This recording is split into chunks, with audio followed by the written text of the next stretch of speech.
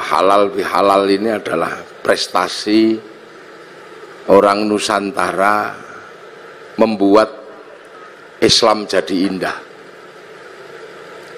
Jadi Islam itu jadi indah karena kepinterannya orang Indonesia. Puasa itu sebenarnya ya yang penting nggak makan dari sebelum subuh sampai maghrib, itu aja intinya, nggak makan, nggak minum, nggak jawil-jawil, intinya cuman itu. Tapi orang Indonesia jadi pintar, jadi indah, karena Indonesia ini mataharinya jarang dilihat tumbuhnya secara langsung karena terhalang oleh pohon, maka di Indonesia muncul tradisi imsak. Imsak itu karena mataharinya nggak kelihatan. Di Arab nggak ada begitu, karena Arab itu kalau matahari muncul langsung kelihatan. Di sini juga puasa itu jadi indah, karena puasa orang sini lebih berat dari orang Arab. Orang Arab kalau puasa keluar rumah lihat padang pasir, nggak ada orang pengen makan padang pasir. Tapi orang sini keluar rumah lihat jambu, lihat belimbing. Maka para kiainya daripada kamu gak khusyuk kalau puasa, sebaiknya tidur aja. Maka kemudian setelah itu tidur, dikasih dalil naumuso imin ibadatun, tidurnya orang puasa itu ibadah. Nah, karena tidur terus akhirnya kiainya sepi, maka kiainya pergi ke pasar cari mercon. Akhirnya puasa di Indonesia muncul mercon dar-dor. Maka tidak usah heran kalau ada puasa kok merconnya banyak. Itu khas Indonesia. Terus kalau malam ada sahur. Bahkan sekarang ono sahur ora sahur sak karepmu ono. Nah, itu kehebatan orang Indonesia. Terus selesai puasa halal kayak gini nih, minta maaf. Di Arab sana nggak ada orang kenal tetangga. Nah, di sini bebeknya nelek di halaman tetangganya, maka saling memaafkan. Kerja di pasar, biasalah, itu khas Indonesia. Kenapa? Karena puasa ini harus disyukuri. Berbahagialah orang yang berpuasa dan mau menjalankan puasa, karena puasa ini nggak main-main. Ibadah yang Allah bikin alasan itu puasa, karena puasa itu seperti penyiksaan, nggak makan nggak minum nggak penyiksaan. Tapi Allah kasih alasan, puasa ini bukan kamu saja, tapi orang dulu juga tak suruh puasa. Kama kutiba 'alal ladzina min qablikum, seperti orang dulu. Jadi puasa ini bukan sampean aja yang disuruh, seluruh manusia dari zaman bahula itu disuruh puasa. Makanya puasa ini ibadah yang paling terkenal, karena puasa ini ibadah kuno, kurikulum lama. Ibarat sekolah, kurikulum yang nggak pernah hilang itu berhitung. Matematika itu nggak pernah hilang kurikulumnya. Puasa itu juga sama, kurikulum kehidupan yang nggak pernah dihilangkan oleh Allah. Semenjak zaman Nabi Adam sampai Nabi Muhammad. Nabi Adam itu puasa juga. Sehari di bulan tanggal 13, 14, 15 rembulan itu puasa. Terus 27, 28, 29 akhir bulan namanya puasa Ayyamus Sud. Kalau hari terang puasa Ayyamul Bid. Nabi Idris juga puasa, dikenal dengan puasa tanpa nyawa, bila roh, makanan tidak ada nyawanya, tanpa ikan, nasi mutih nih cara orang sekarang. Nabi Dawud juga puasa, sehari iya sehari enggak. Nabi Musa sebelum naik gunung Tursina puasa, Nabi Ibrahim puasa, Nabi Isa diajari puasa, Nabi Muhammad juga masih diajari puasa, Dan Nabi Muhammad dikatakan oleh Allah, kama kutiba 'alal ladzina min qablikum, seperti orang dulu. Makanya puasa ini dikenal semua manusia, bahkan semua agama kenal puasa. Itu uniknya puasa. Dulu ada agama kuno, sekarang punah agama itu, namanya agama Zoroaster. Nabinya Zarathustra, ajarannya nihilisme. Kalau orang Jawa bilangnya suwung. Itu Tuhannya dua, Tuhan terang namanya Ahriman, Tuhan gelap namanya Ahura Mazda. Nah, dua Tuhan ini suka kelahi, usil. Tuhan terang penguasa matahari, Tuhan gelap penguasa rembulan. Kalau dua Tuhan ini kelahi, Tuhan terang kok kalah gerhana matahari. Orang Zoroaster puasa 3 bulan. Kalau Tuhan gelap kalah gerhana matahari, puasa 40 harian gitu. Puasa. Ini orang Zoroaster. Cuman agama Zoroaster itu punah, berganti menyembah api, yang akhirnya di dalam Al-Quran dikenal dengan Majus atau Majusi. Cuman agama Majusi ini punah juga, karena raja terakhir Majusi namanya Rustum, yang ada di Persia sana, masuk Islam.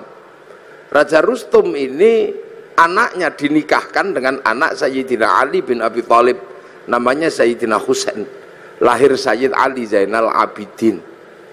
Nah, karena masuk Islam, kemudian orang Majusi tidak lagi menyembah api. Cuman orang Majusi kalau menyembah api, apinya ditaruh di bangunan tinggi panjang, itu namanya manaro. Sehingga kemudian setelah nyembah Allah, apinya dibuang, manaronya ditaruh di depan masjid. Akhirnya masjid orang-orang ex Majusi punya manaro. Begitu seluruh kaum muslimin lihat masjid orang Persia punya manaro, kok bagus, maka kemudian seluruh kaum muslimin berlomba-lomba bikin manaro di depan masjid, yang akhirnya sampai Surabaya jadi menoro. Di puasa. Lu ini Islamnya begitu. Kalau masjid khas Arab yang asli ya kotak tutupnya pelepah kurma. Menoro itu, menara itu dari tradisi Majusi dulu. Kubahnya itu ketika Islam ketemu dengan Nasrani yang di Konstantinopel, kemudian punya masjid, ada kubahnya itu sumbangan dari gereja dulu. Makanya kubah masjid sama kubah White House itu sama, kubahnya istananya Presiden Amerika ya sama, kubah. Lah itu orang Majusi. Orang Hindu juga disuruh puasa. Jadi Hindu juga mengenal puasa, namanya upawasa. Upawasa itu nggak makan, nggak minum, nggak menyentuh perempuan, untuk persiapan muksa. Muksa itu mati terbaik ala Hindu, hilang raga dan sukmanya, hanya bisa dilakukan oleh orang Brahmana. Kalau orang kesatria nggak bisa hilang, maka dibakar, dingaben. Kalau di bawahnya ada kasta namanya Wisya, pegawai negeri. Nah, sampean-sampean pegawai ini kastanya Wisya, itu dibakar matinya kalau sudah punya uang. Kalau baru punya uang, nabung dulu.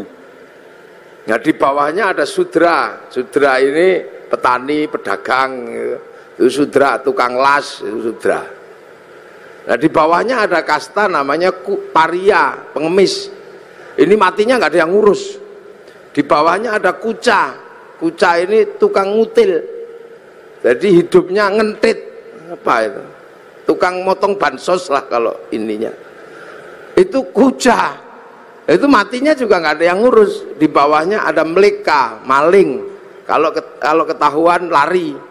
Tapi di bawahnya ada namanya Candala, maling kalau ketahuan berani. Nah, ini begal itu. Nah, ini nggak ada yang ngurus. Nah, makanya mati terbaik itu muksa.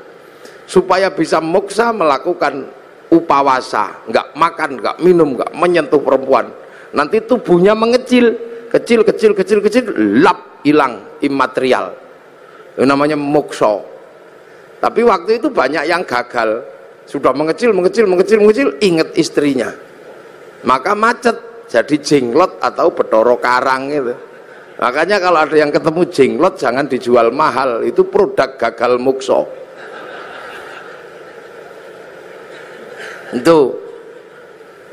Itu asalnya begitu. Makanya dulu terus orang-orang di sini mengambil ajaran yang lebih mudah, bukan menahan hawa nafsu tapi ngumbar hawa nafsu. Namanya ajaran Bhairawa Tantra. Itu upacaranya namanya pancamakara, laki perempuan utuh kabeh melakukan hubungan seks bebas sak mlengere. Sisane sekarang di Gunung Kemukus Boyolali itu. Terus minum arak sak mlengere itu. Perutnya biar kenyang, kasih makan makanan termasuk tumpeng. Nanti biar kalau sukmanya pergi, tubuhnya masih ada, namanya ngrogo sukma, kasih makan daging manusia, maka tukul sumanto itu. Akhirnya orang di sini mampu punya ilmu ngrogo sukmo. Sukmane pergi diajak nyolong, namanya ngepet. Sukmanya pergi diajak mateni wong, namanya santet. Dijak mencintai perempuan, namanya pelet. Itu kuat sekali ajaran itu. Sehingga dengan ajaran Bhairawa melalui lautan Kertanegara sanggup menaklukkan Mongolia, menjadi negara terkuat di dunia, penakluk 2/3 dunia. Itu karena penganut Bhairawa. Itu Pelindo sekarang lah, pakai pelayaran. Itu makanya dulu terus paling berat itu Islam masuk ngadepi yang ini. Maka didatangkan ulama Persia namanya Sayyid Samsuddin Al-Baqir Al-Farsi, tapi lidah Jawa, lidah Hono Coroko. Maka nyebut Sayyid Samsuddin Al-Baqir Al-Farsi meleset dari Syekh Subakir itu. Lidah susah orang Jawa. Sayyid Jamaluddin Al-Husaini Al-Kabir jadi Syekh Jumadil Kubro. Karena lidah Hono Coroko itu kan susah. Alhamdu keluarnya Al-Kamdu. Ya Hayu Ya Qayyum Ya Kayuku Ya Umu. Robbil Alamin keluarnya Robbil Ngalamin karena punyanya Mogo Botongo. Gak punya dot, punyanya lo, maka Ramadan keluarnya Romlan. Nah, makanya orang-orang ini datangkan Syekh Subakir ini ngadepi orang Bhairawa. Nah, orang Bhairawa akhirnya lari ke Banyuwangi sana, dipimpin Menak Sembuyu Bajul Sengoro. Nah, di sana diajar sama muridnya Syekh Subakir namanya Maulana Ishaq. Makamnya di Kemantren Lamongan itu. Akhirnya Menak Sembuyu nyerah, anaknya yang perempuan dikasihkan sama Mbak Ishaq, lahir Raden Ainul Yakin Sunan Giri, makamnya Gresik. Maka orang Bhairawa hilang, lari ke Bali. Tapi lama-lama tumbuh lagi orang Bhairawa di Kediri, nyembah patung Totok Kerot di daerah Pagu Pamenang, tempat muksanya Joyoboyo. Diajar sama Sunan Bonang, akhirnya nyerah. Lah begitu nyerah, ya sudah, kamu muternya tetap gak apa-apa, laki perempuan tapi jangan nudo, pakai baju. Arak diganti teh, kopi atau air putih. Tumpeng karena itu halal nasi gak apa-apa. Ingkung manusia diganti ingkung pitik. Mantra ngrogo sukmo diganti kalimat tauhid la ilaha illallah. Makanya kemudian ada Indonesia punya tradisi tumpengan. Itu yang dandani namanya Sunan Bonang. Nah, Sunan Bonang mengajarkan kepada Sunan Kalijogo muridnya untuk disebarkan di seluruh Jawa. Sunan Kalijogo mengajarkan pada muridnya namanya Sunan Geseng. Sunan Geseng mengajarkan pada muridnya namanya Mbah Abdul Halim Pangeran Benowo, Surabaya sini. Mbah Benowo mengajarkan pada Mbah Abdul Rahman Pangeran Sambulasem, diajarkan kepada Mbah Jabar Tuban, diteruskan oleh muridnya namanya Mbah Sufyan Tuban, teruskan muridnya Mbah Abdul Halim Boyolali, punya murid Mbah Abdul Wahid Solotigo, punya murid namanya Mbah Khairon Purwodadi, punya murid Mbah Asy'ari Jombang. Nah itu Jombang lagi punya putra Kiai Hashim Asy'ari, maka pengikut Kiai Hashim Asy'ari tidak alergi sama tumpeng. Nah ini berhubung orang Jombang mesti saya jelaskan. Jadi halal bihalal Jombang, tumpeng juga Jombang. Jadi biar Jombang itu ngertinya nggak cuman besut, mancamino. Jadi puasa. Makanya karena upawasa itu nggak makan, nggak minum, nggak menyentuh perempuan. Makanya ketika Islam datang membawa tradisi nggak makan, nggak minum, nggak menyentuh perempuan, namanya Syahrus Siam, kok seperti upawasa? Maka orang Indonesia menyebutnya bulan puasa. Jadi kalau sampean pengen tahu kenapa Ramadan kok disebut bulan puasa, karena dulu ada namanya upawasa, nggak makan, nggak minum, nggak menyentuh perempuan. Makanya kemudian Syahrus Siam disebut bulan puasa, karena dulu upawasa. Orang Buddha itu juga pelajaran puasanya ada. Ketika ingin mendapatkan kesempurnaan menuju nirwana, itu puasa di bawah pohon bodhi, pakai kain selempang, tidak pakai daleman. Itu waktunya tidak terbatas sampai mendapat pencerahan. Agama besar Yahudi juga puasa. Kalau peringatan Yom Kippur mereka puasa. Nasrani juga diajari puasa. Kalau hari Jumat Agung menjelang Paskah juga puasa. Jadi hampir semua agama itu kenal puasa. Karena apa? Ini syariat kuno. Makanya ndak usah heran kalau ada puasa. Apalagi orang Jawa. Orang Indonesia ini hobi kalau yang namanya puasa. Makanya variasi puasa terbanyak itu di sini. Ada puasa makan pupus daun namanya ngidang. Ada puasa mangan polo pendem yang di bawah tanah namanya ngerowot. Ada puasa tidak kena matahari namanya pati geni. Ada puasa gandul duit namanya ngalong. Ada puasa diem macam bisu. Ada puasa ngeluyuhur aja namanya ngedan. Ada variasi puasa itu macam-macam itu di sini. Dan bagi orang Nusantara dan orang dunia, puasa ini menempati sejarah tersendiri. Hampir seluruh cerita besar itu bermula dari puasa. Rasulullah mendapatkan wahyu setelah puasa, naik turun gunung di Gua Hira hampir dilakukan selama 15 tahun. Syekh Abdul Qadir Al-Jilani mendapatkan ma'rifatullah itu setelah puasa 25 tahun di padang pasir, dibimbing Syekh Mubarak Al-Majzumi, jadi Sultanul Aulia. Di Jawa Sunan Kalijaga rojone berandal, bisa jadi wali karena puasa 3 tahun. Sunan Geseng itu tadinya cuma tukang ngambil kelapa itu, tapi kuat puasa 3 tahun, baca Ya Hayyu Ya Qayyum, itu bisa lari di atas air dan bisa meneruskan perjuangan Sunan Kalijaga. Padahal dia keliru, yokayuku yokayumu. Saridin disuruh puasa sama Sunan Kudus. Kalau kamu mau jadi penerusku yang hebat, puasa 3 tahun di atas pohon kelapa, baca Allahu Akbar, dilakukan 3 tahun, jadi pengganti para wali namanya Syekh Jangkung. Akhirnya Saridin, wong Pati pasti kenal itu, dan itu pun keliru mestinya Allahu Akbar, keliru lowo bubar. Jadi sejarah besarnya puasa, jangan sembrono. Ki Gede Pemanahan penjenengan cerita sama Sunan Kalijogo, jeng Sunan, saya pengen juga jadi raja. Ki Penjawi dapat pati, Kang Mas Raden Fata pun untuk Demak, kabeh pun untuk niku Haryo Penangsang angsal Pajang. Kang Mas Joko Tingkir dapat Pajang, Haryo Penangsang dapat Jipang. Saya dapat daerah mana? Ki Gede Pemanahan matur Sunan Kalijogo, ya ndak ada, semuanya sudah habis yang baik-baik, tinggal 5 tempat, itu pun tempat setan. Tempat setan pertama ada di ujung timur namanya Alas Purwo. Tempat setan kedua ada namanya Alas Roban. Tempat setan ketiga ada namanya Alas Larangan Cirebon.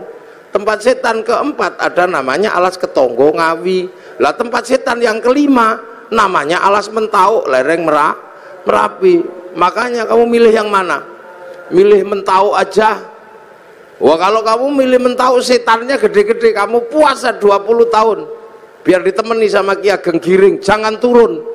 Puasa 20 tahun di Mbang Lampir Gunung Kidul, ini Pak Doso pasti tahu itu. Itu bekas bokongnya itu sampai nyitak begini. Akhirnya apa? Mampu betul Bubak Alas Mentau ditemani Ki Gede, apa Ki Gede pun temani Ki Ageng Giring. Bubak Alas Mentau punya anak namanya Danang Sutawijaya, mampu menjadi raja. Bubak Alas bikin negara namanya Mataram, yang akhirnya dipecah Belanda jadi dua, Jogja sama Solo, yang akhirnya dipecah lagi Hamengkubuanan, Pakualaman, Mangkunegaran, Kasunanan. Puasa itu. Ki Ageng Pengging pengen punya anak jadi raja, suruh puasa sama Sunan Kalijaga 7 tahun. Akhirnya punya anak namanya Joko Tingkir jadi Rojo Pajang. Puasa. Calon Raja Mataram itu ada yang nggak mau jadi raja karena takut kalau jadi raja tidak alim. Maka dia keluar dari kerajaan namanya Raden Bagus Harun, menempuh perjalanan spiritual puasa 7 tahun di daerah Ponorogo, Kampung Pagotan, di samping sumur, yang sumurnya itu akhirnya ditirakati selama 7 tahun. Tahun ke-7 sumurnya itu naik airnya 7 meter, tanggal 27 Ramadan. Aku dapat Lailatul Qadar. Maka sumurnya dikatakan dengan nama sumur Sewu Wulan. Karena sumur Sewu Wulan, maka kampungnya sekarang disebut Kampung Sewulan, di belakang pabrik gula Pagotan itu. Raden Bagus Harun akhirnya punya anak perempuan galaknya luar biasa, dikenal dengan nama Nyi Ageng Alap-alap. Kalau ngamuk naik di atas pohon. Dinikah Raden Santri, punya anak namanya Mbah Maktum. Nikah punya anak Mbah Maklum, nikah punya anak Mbah Tafsir Anom, nikah punya anak Mbah Qolyubi, nikah punya anak Mbah Ilyas. Mbah Ilyas menjadi kandepak pertama di Surabaya. Punya anak perempuan galak namanya Nafiqoh. Dinikah sama Kiai Hasyim Asy'ari, punya anak Kiai Wahid Hasyim, nikah sama Nyai Solikah binti Bisri Sansuri Jombang, punya anak Abdurrahman Wahid. Benar-benar terjadi seorang ulama jadi presiden walaupun 2 tahun luwung.